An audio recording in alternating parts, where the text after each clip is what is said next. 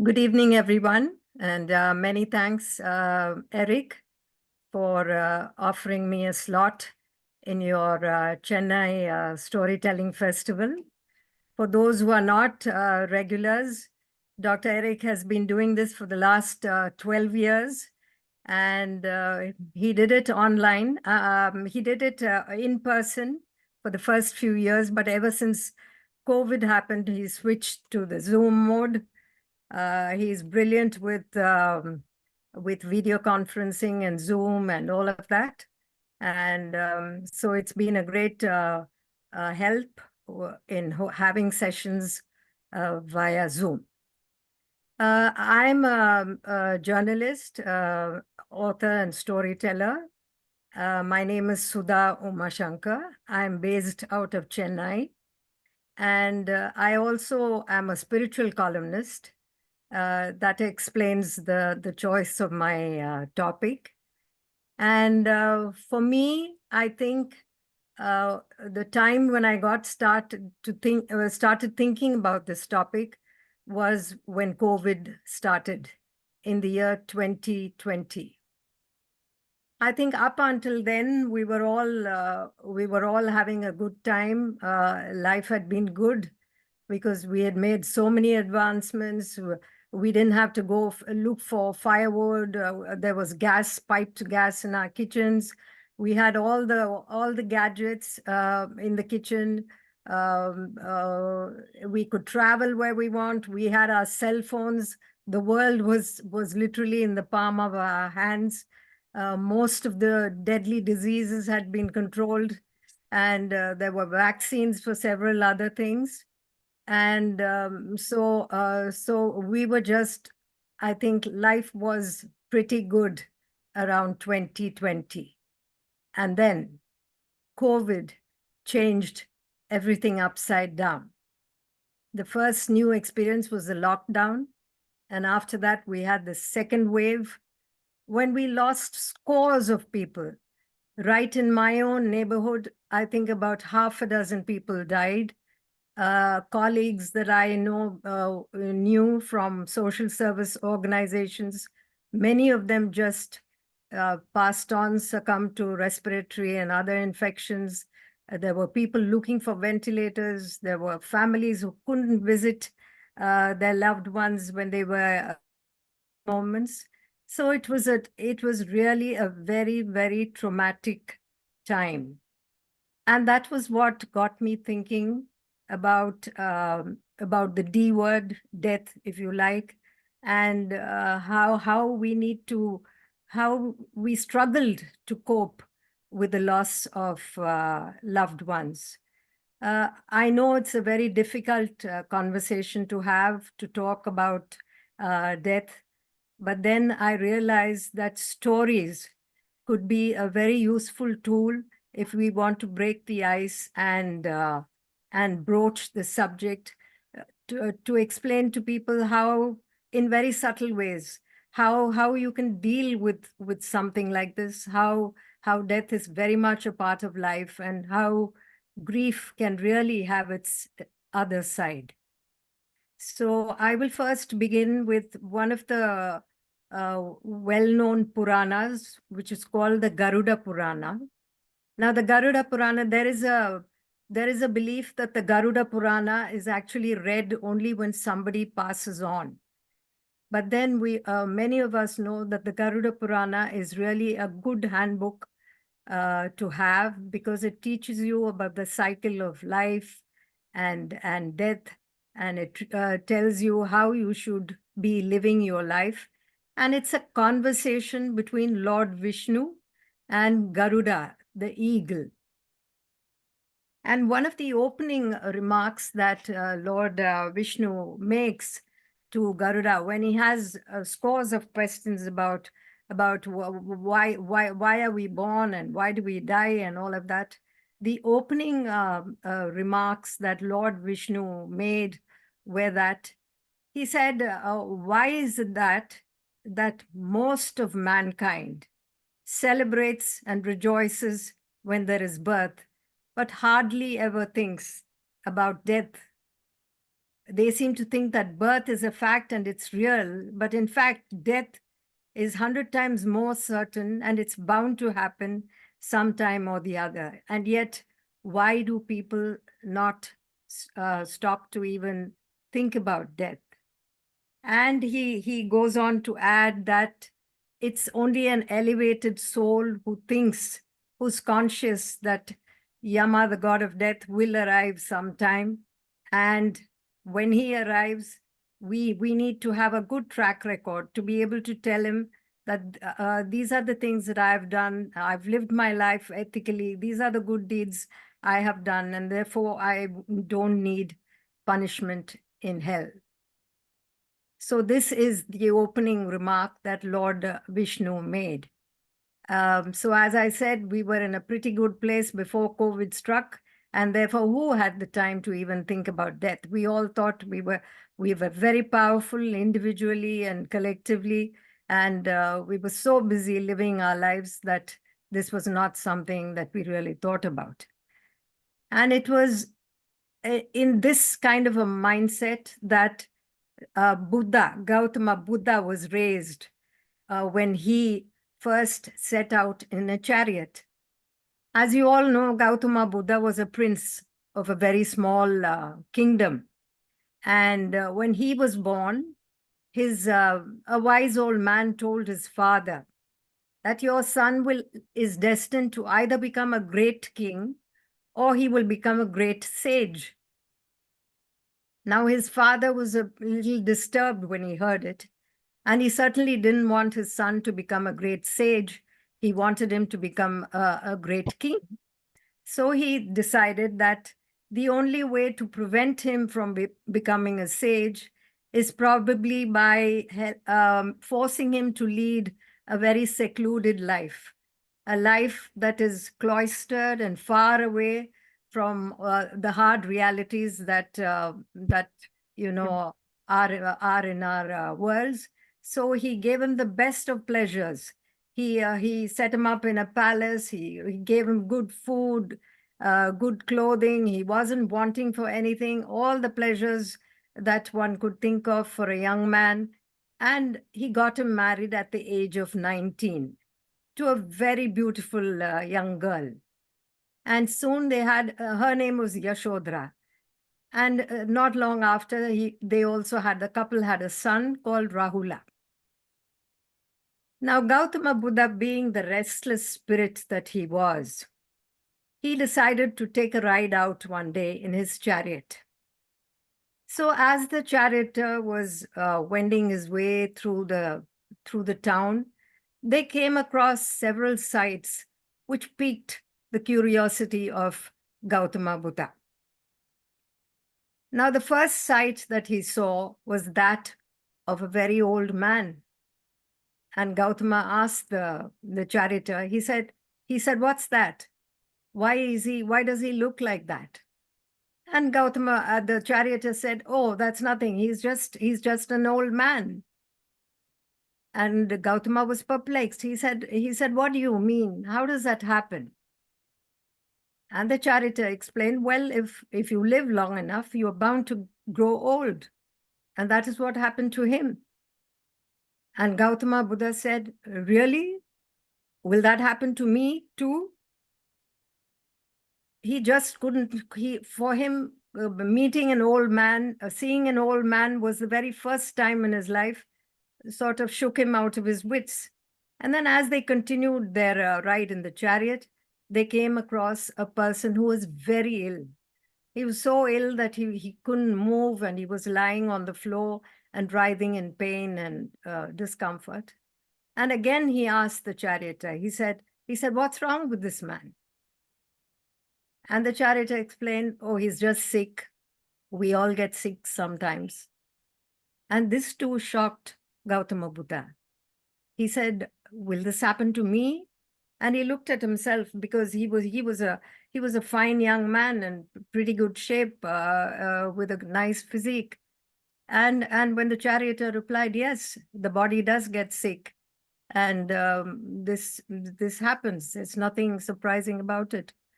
So this was the second shock that he received.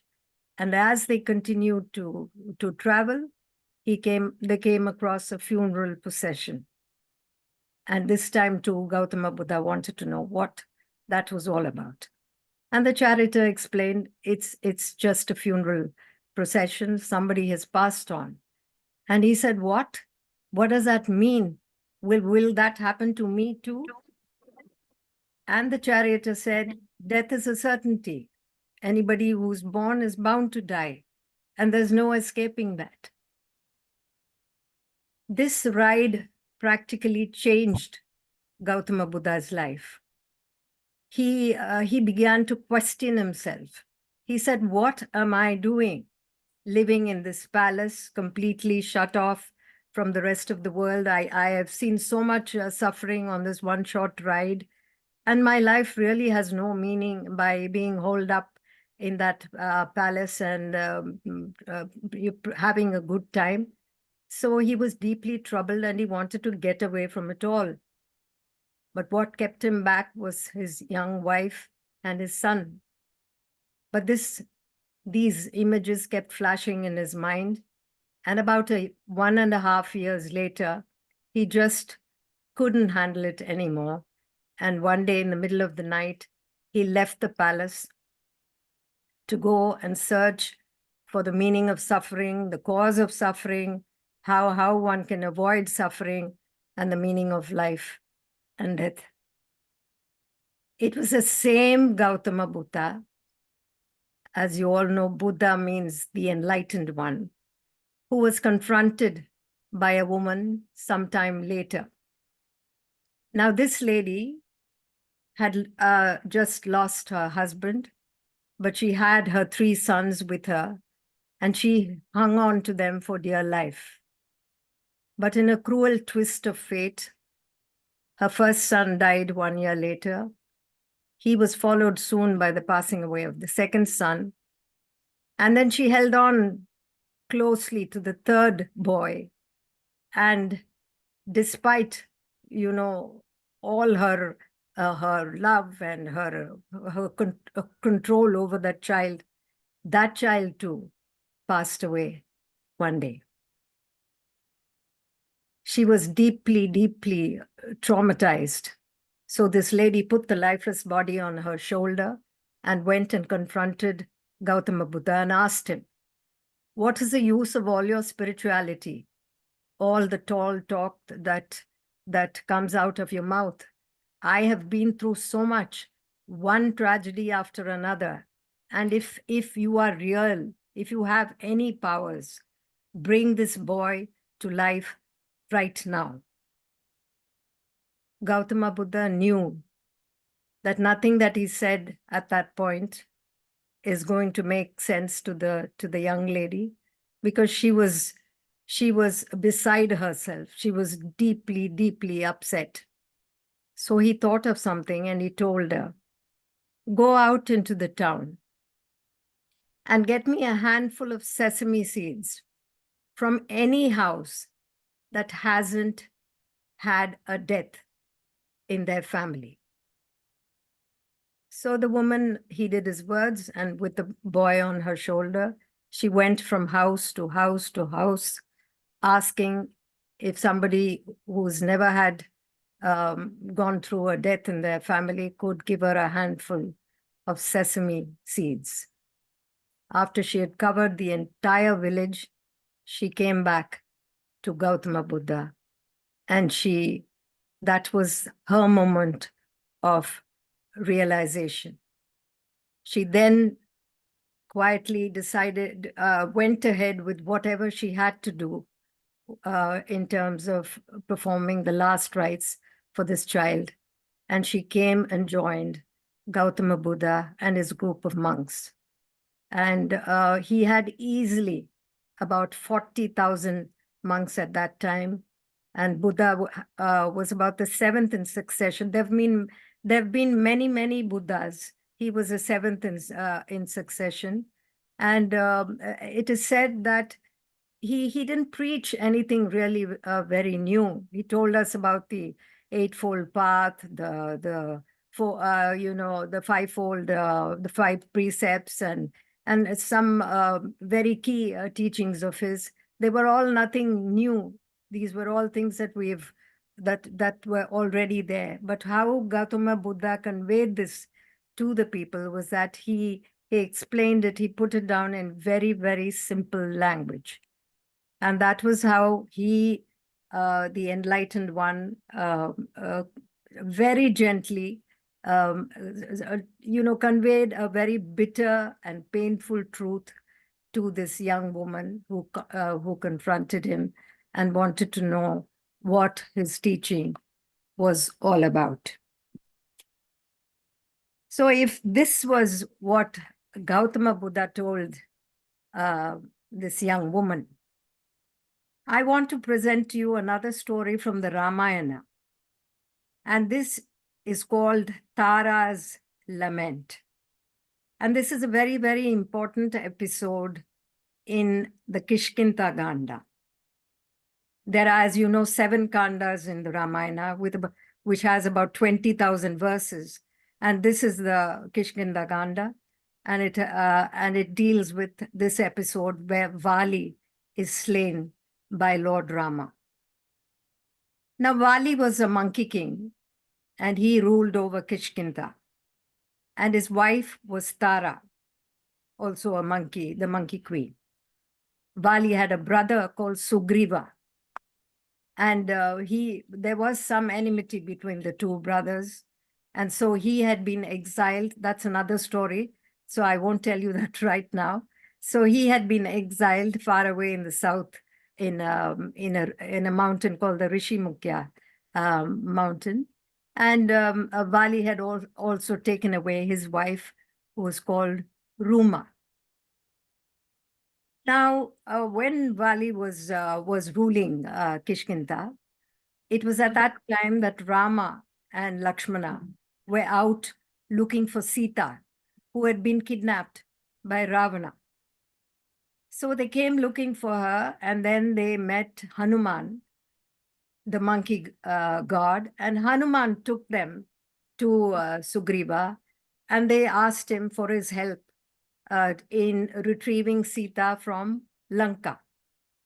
Now there was an eagle, as you all know, Sampati, which had the power of seeing far, far ahead, and he could tell that Sita was somewhere in Lanka, and so they decided that they will enlist the support of Sugriva in retrieving Sita. Now a deal was struck. Rama said he would help Sugriva get back his kingdom and his wife from Vali if Sugriva helped Rama get back Sita from Lanka. So as a first step towards, the carrying out of this deal, Sugriva was asked to go and challenge Vali to a fight. So he did just that. And the very first time, Vali emerged victorious. Now, Rama at that time couldn't make out the 2 monkeys, one from another. So they hatched a plan, and this time he garlanded Sugriva and urged him to go and challenge Vali once again for another fight. Now, when he did that, Tara, the wife of Vali, said, "Don't engage in any kind of battle with your brother, Sugriva. I smell something very, very fishy in this, because he is already in talks with Lord Rama. And so there is a deeper conspiracy that's being hatched." So she advised her husband to just make peace with Sugriva and call off the fight. But Vali said, "I am a hero, I am a warrior, and I cannot chicken out from a fight like this. So fight I will." So the 2 of them engaged in combat, and Lord Rama, hiding behind a bush, shot an arrow which slayed Vali.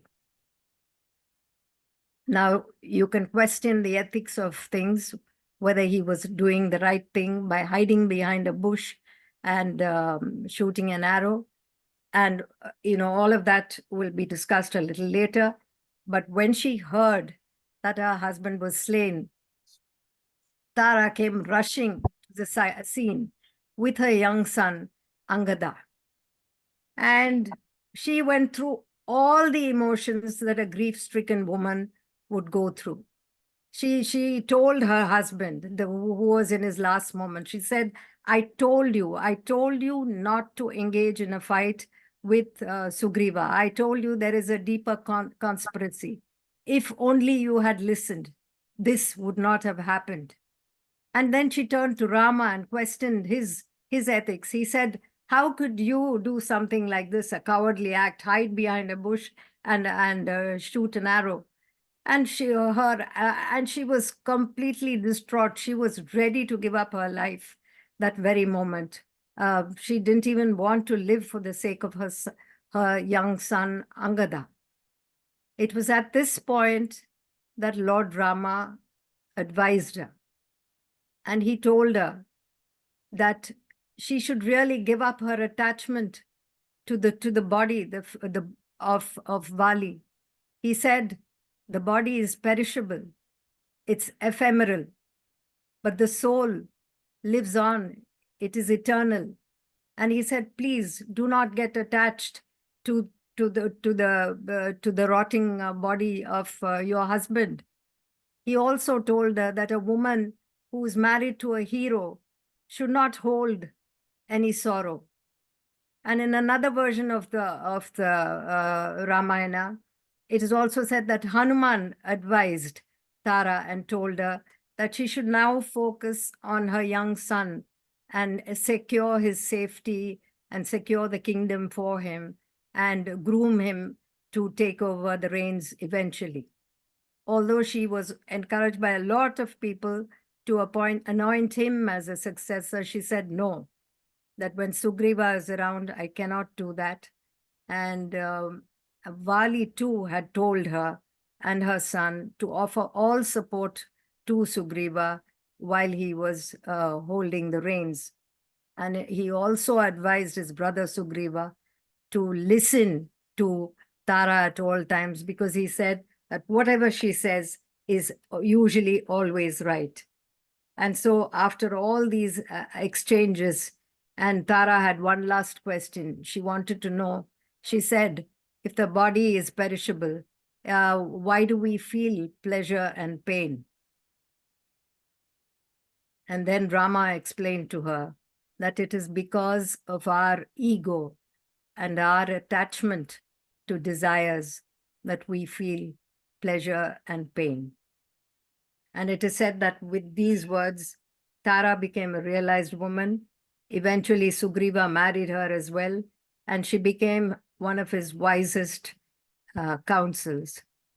So this is what Rama had to tell a very distraught woman in the Ramayana. She's one of the 5 very important women that people worship to get rid of their sins. She has achieved that status thanks to her qualities of head and heart, her chastity, and her supreme intelligence. So if this is what Rama advised Tara to do, let us see how a yogi handled the death of his guru. Now I'm going to tell you the story of Swami Samarth. Now, Swami Samarth is one of the greatest spiritual masters of our times.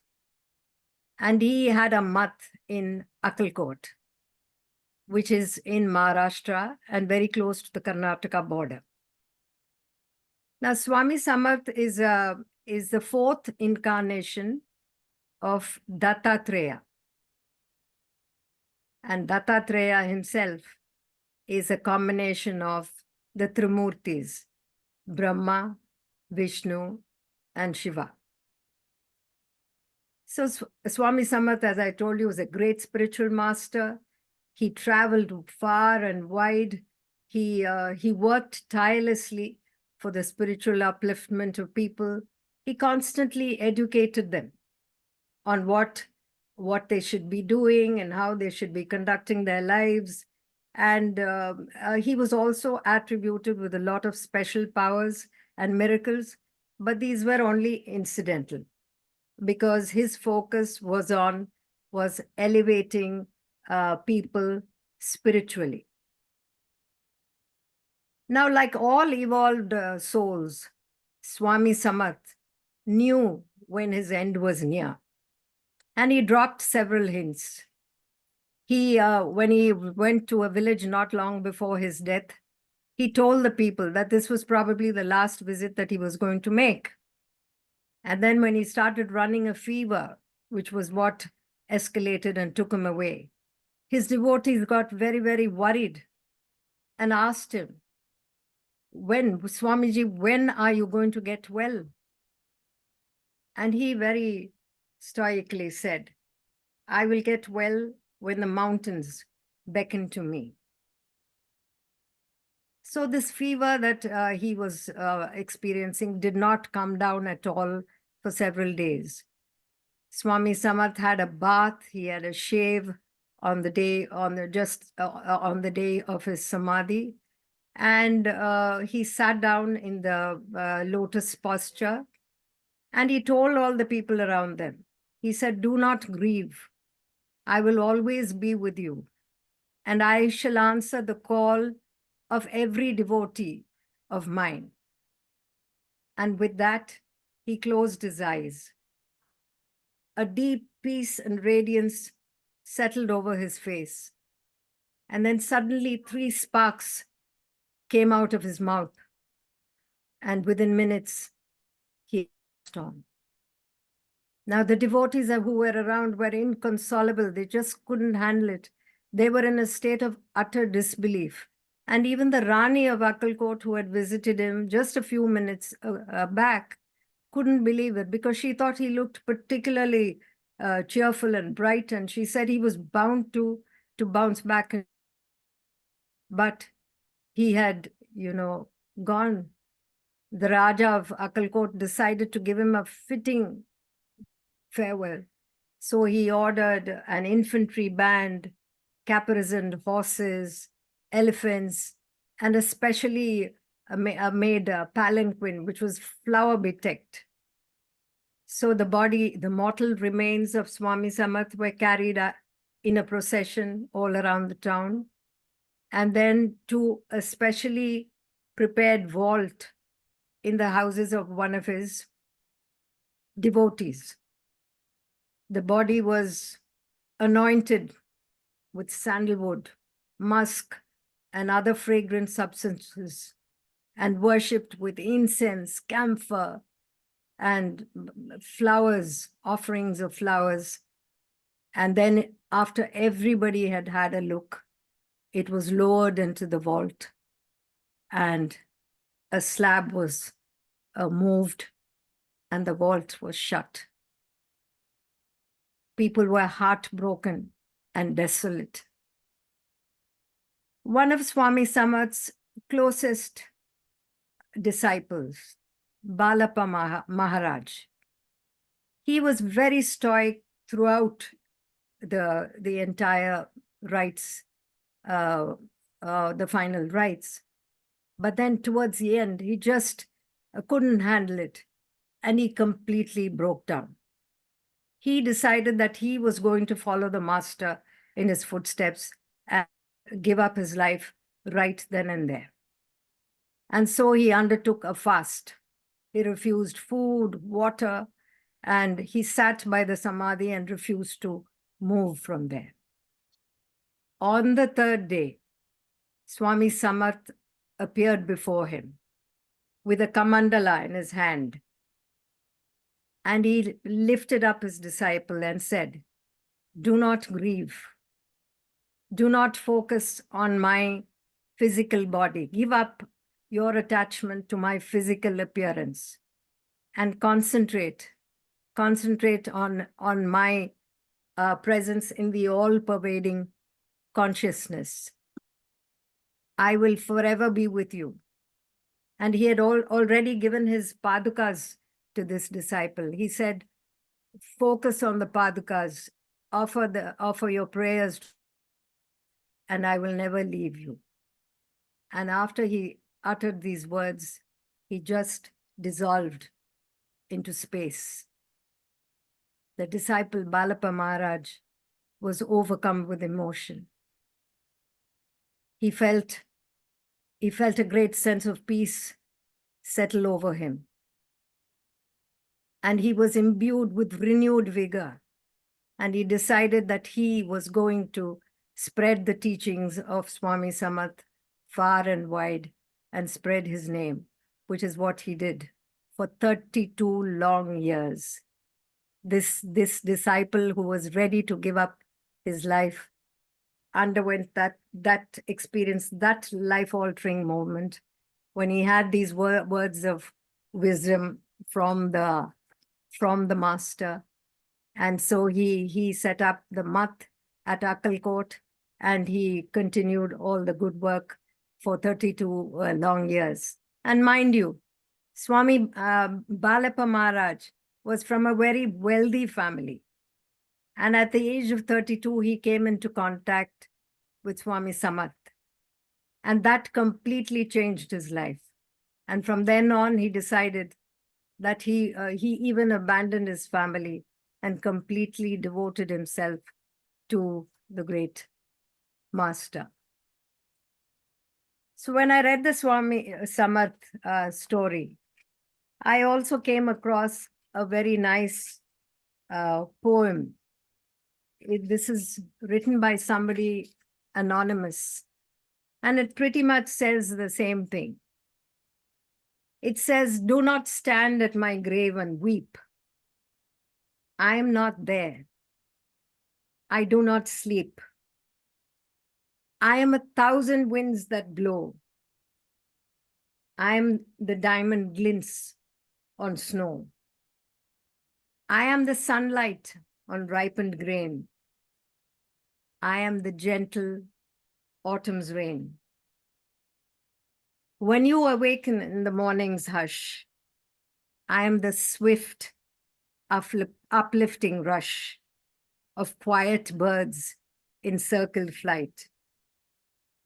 I am the soft stars that shine at night. Do not stand at my grave and cry. I am not there. I did not die."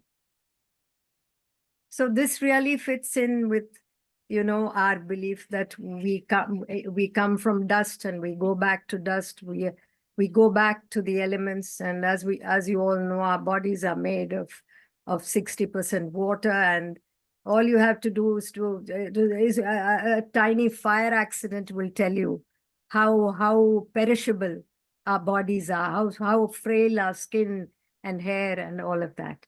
So I think it is these teachings which are couched in the form of poems and stories that convey these bitter truths to us so very beautifully.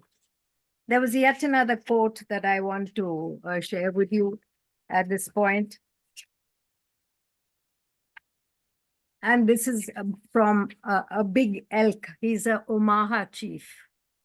Now, when we are stricken by grief and when death happens, when we lose loved ones, we often think that it's only us who's been singled out for this particular kind of treatment, and that everybody else is so lucky and blessed that they don't have to face what you are going through. And so this Omaha chief has this to say. He says, "Do not grieve. Misfortunes will happen to the wisest and best of men. Death will come, always out of season. It is a command of the Great Spirit, and all the nations and people must obey. What is past and what cannot be prevented must not be grieved. For misfortunes do not flourish, particularly in our lives. They grow everywhere." So now let's look at what is really the purpose of grief. How do we handle grief? How do we overcome the emotions? Of course, a writer like Elizabeth Kubler-Ross says that we go through a series of emotions. First, there's anger, like Tara in the Ramayana story. There's anger, there's sadness, there's denial, there's depression, and a whole range of emotions that we face. And then there are waves and waves of tears that are shed.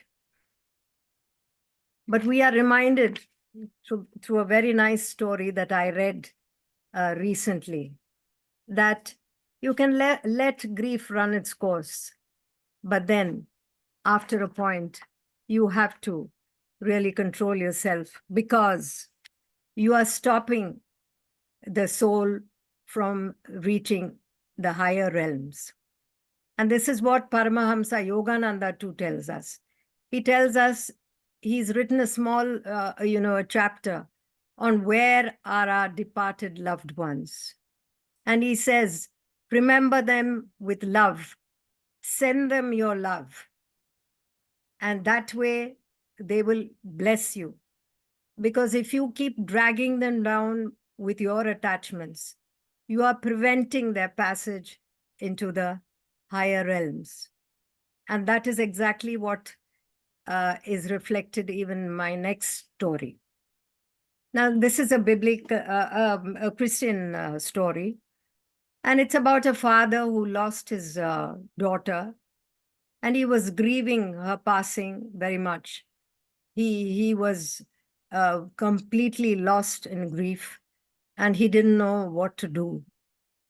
And finally, one day he had a dream in which he saw a long line of souls, each with a lit candle, waiting to meet their master.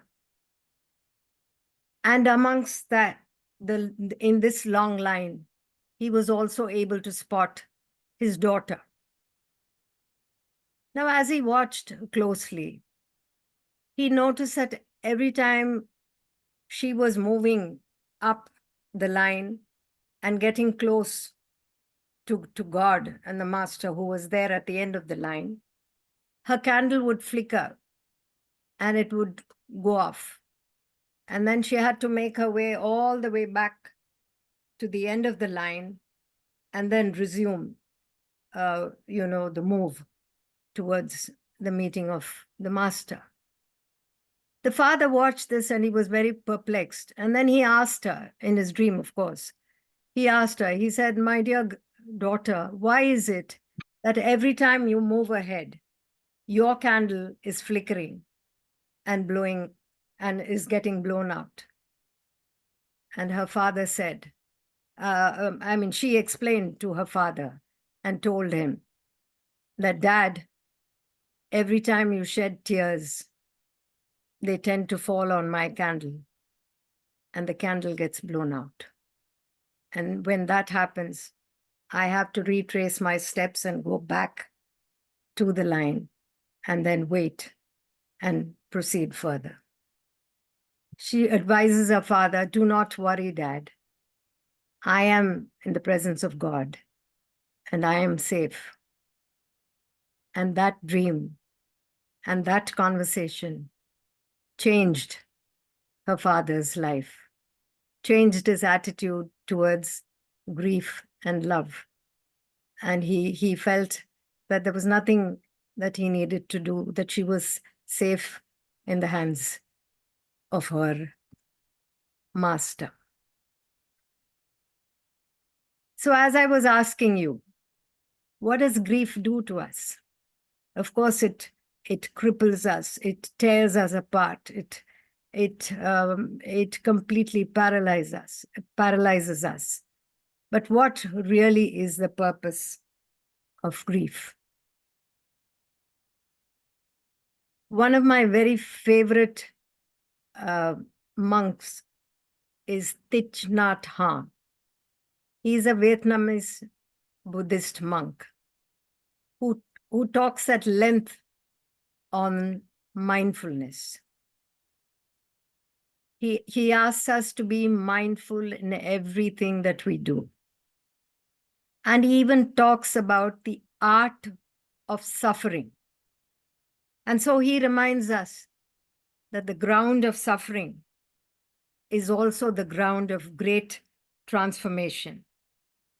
He says, if you're able to embrace your suffering and look deeply into it, you can transform it into something beautiful, into compassion, understanding, and love.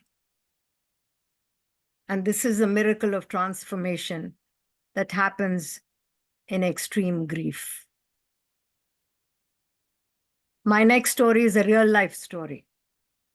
And it shows how a young lady who was going through extreme grief underwent a transformation. This is the story of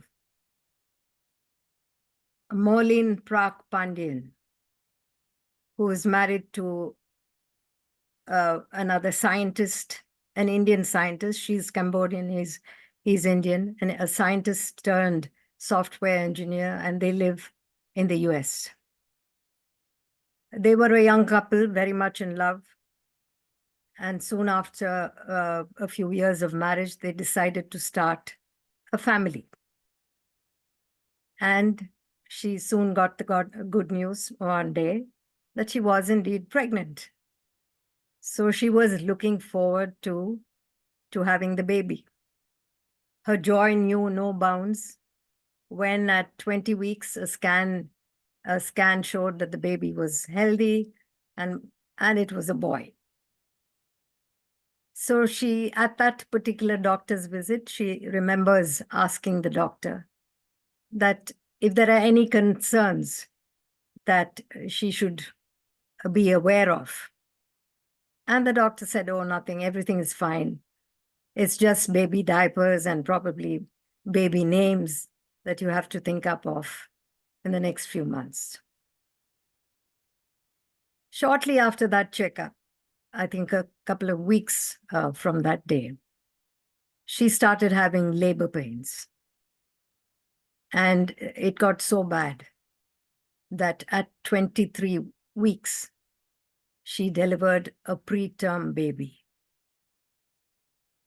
Now, we all know what happens when preterm babies arrive.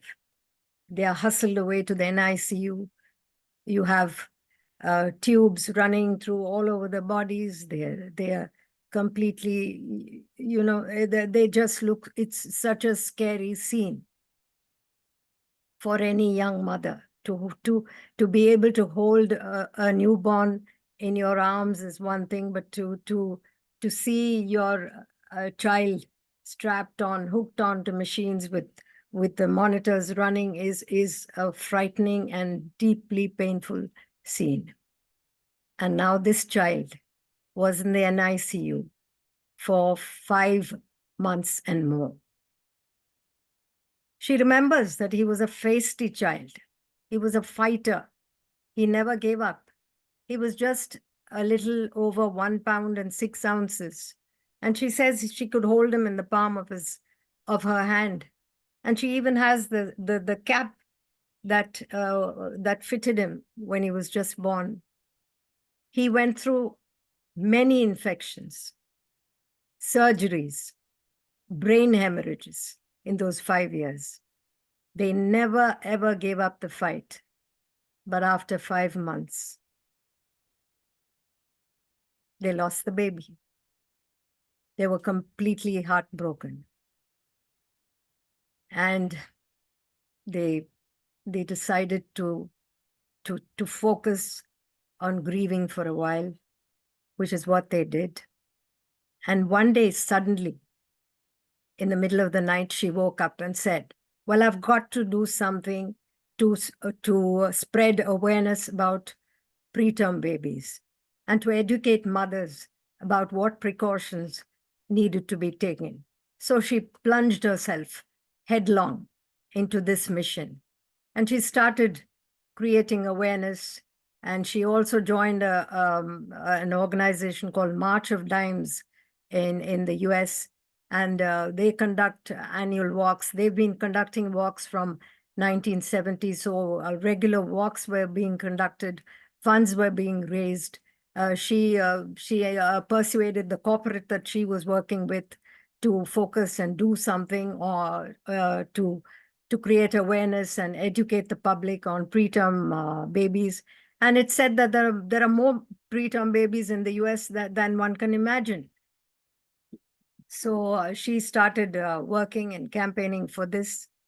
And today I'm happy to tell you that the couple now have two lovely children, both carried to full term, a boy and a girl.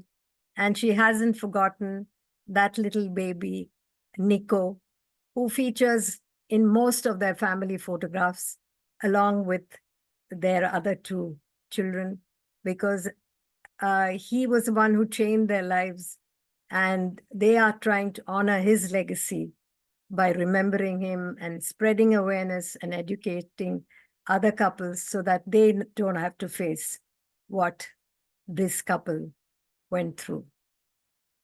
So this story really teaches us that extreme grief, out of the throes of extreme grief, something beautiful does and can emerge.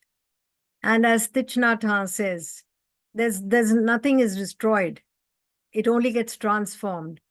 So she was able to convert her pain and by focusing on something else, whether it was Tara and the Ramayana story.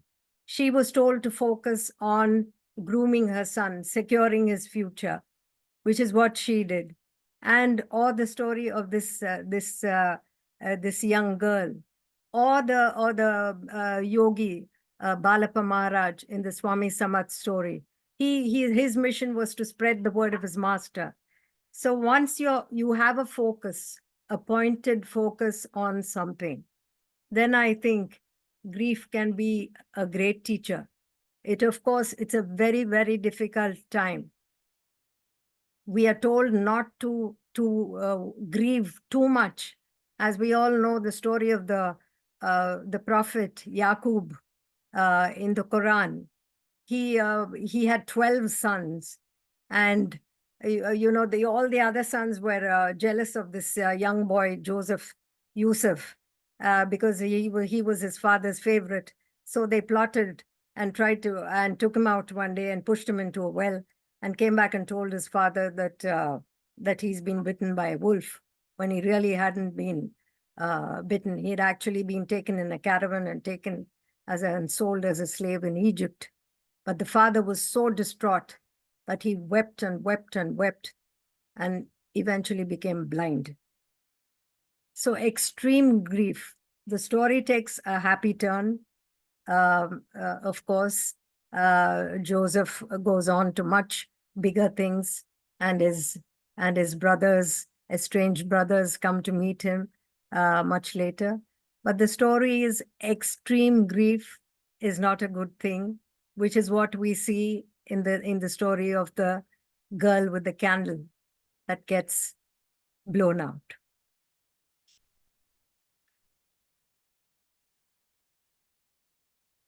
So now, with all the stories out of the way, let's look at what we can do to make it easier for us to heal after the loss of a loved one.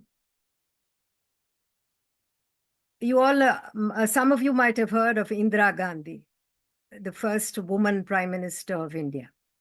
She was an iron woman, and very brave, very tough. There was a joke about her, and people used to say that she's the only man in the whole of the cabinet, and that she wears the pants in the cabinet. But she went through some pretty traumatic experiences in life, and one of which was the death of her son in an air crash. Now, when that happened, she was in power. She couldn't afford to grieve. She just had to put on her dark glasses, the world, and get on with life. Very recently, a journalist who happened to interview her after that recalled asking her, how did you ever cope with such a great tragedy? How did you get over it? And her answer, she recalled, was that you never get over it.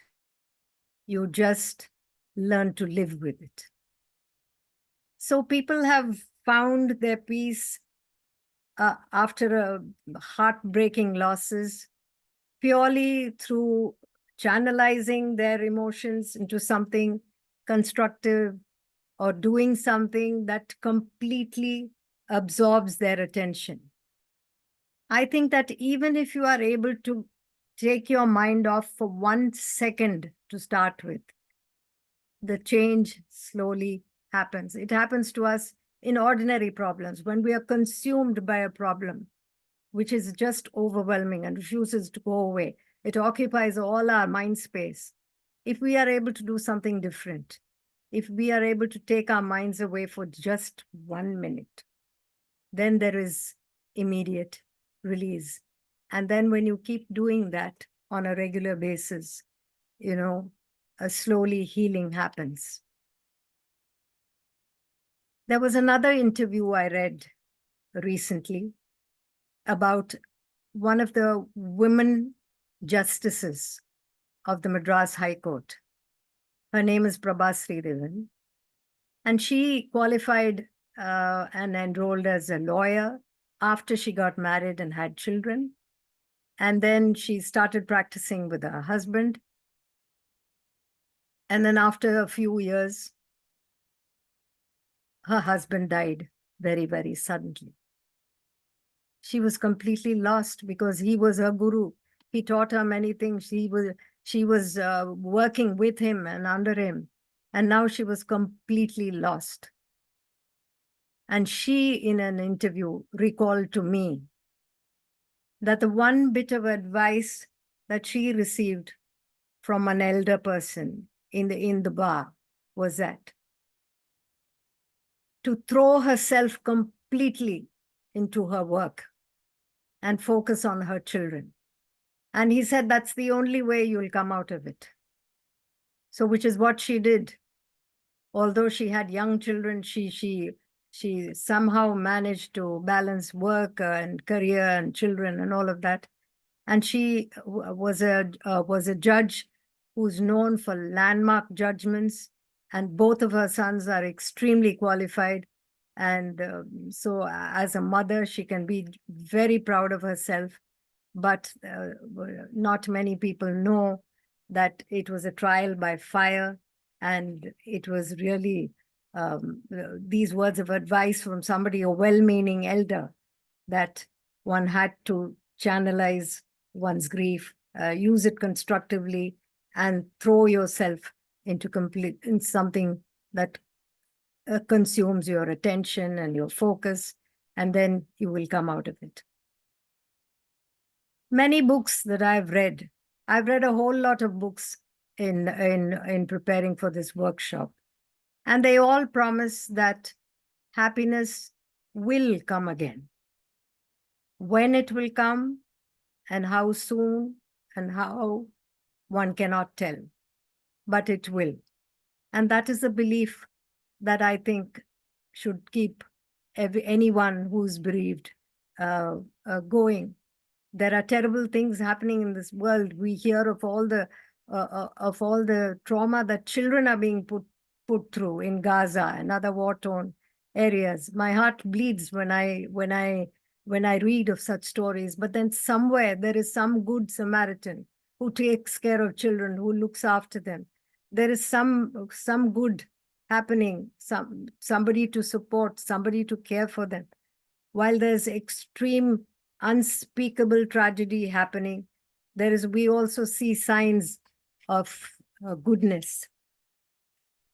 Many people try to like I said, start uh, something, start NGOs. They categorize grievers into different categories. This when talking about how people come out of this, they say there are three or four different ways in which people handle their grief. There are the normalizers who just want to go on living life normally, as much as if nothing had really happened. And then there are seekers, people who go looking for meaning in the scriptures and in our philosophy and our epics, and trying to make sense of what they are going through. There are also activists. We saw some activists, didn't we? Like the case of Maureen Pandian, who started working for premature babies and educating mothers about how to prevent going into preterm labor. So you have these kinds, normalizers, seekers. You have activists, and when I thought about normalizers, I was reminded of a poem that I read some time ago. It pretty much sums up everything.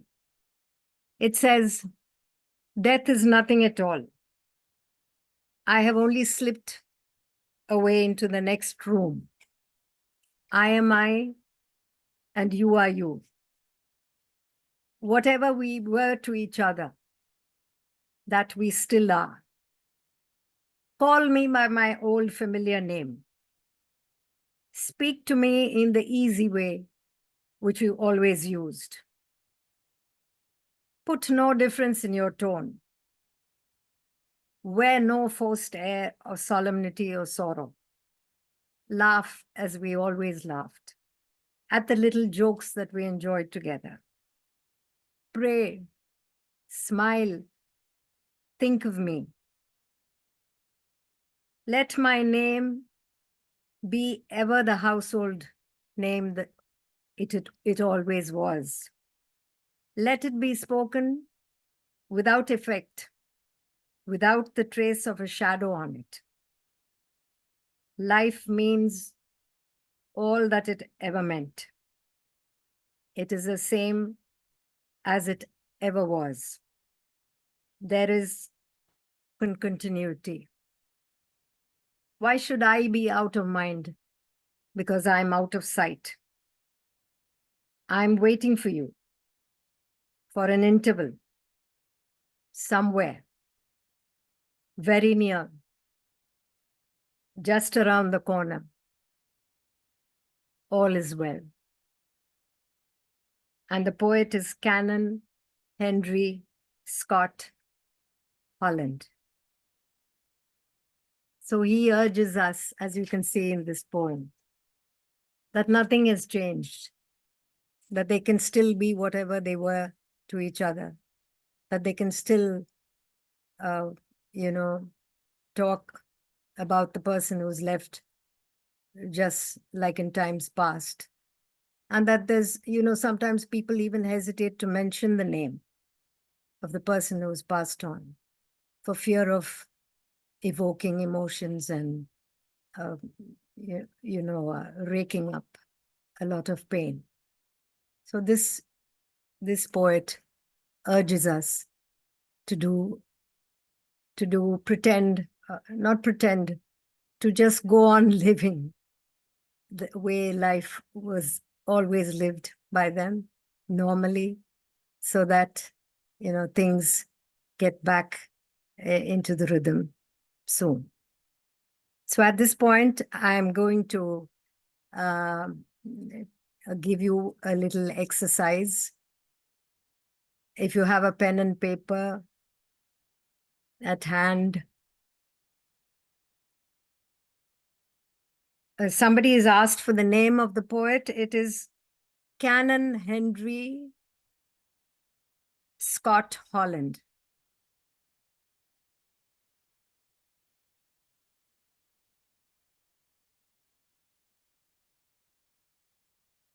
Yes. So I will give you a choice of 3 or 4 activities, and you can choose whatever you want to do. One, you can write a letter to somebody who has passed on. Perhaps, uh, perhaps it happened suddenly. Perhaps there were a lot of unspoken things. Perhaps you had a difficult relationship. Or perhaps you warned the person not to do something, and they went ahead and did it. So whatever it is, try and put it down in a letter so that it's there and you have, it's out. You have shared it. It's on paper. The next exercise is, if you can recall a favorite memory,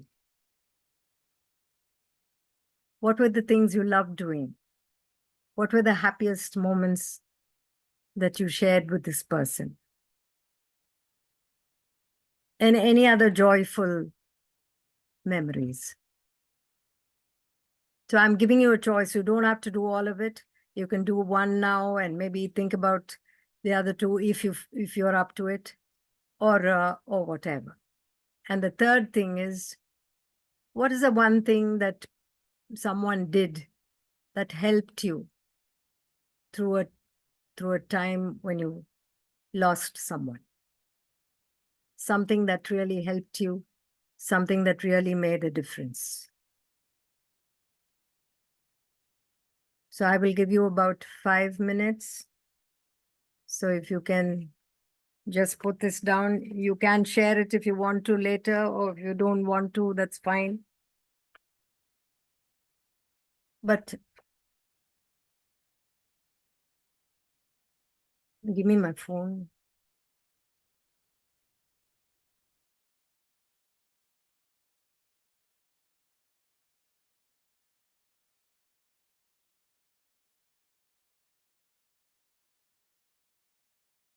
Sudha? Yes, Eric? Yes. Okay. Well, there's 21 minutes left in the session. Yes, So if people write for 5 minutes, yes, then we'll have 15 minutes or so for sharing. sure. But I think now is the time to stop recording. All Is that right. okay? Yes, Very good. So the recording is stopped now. all right.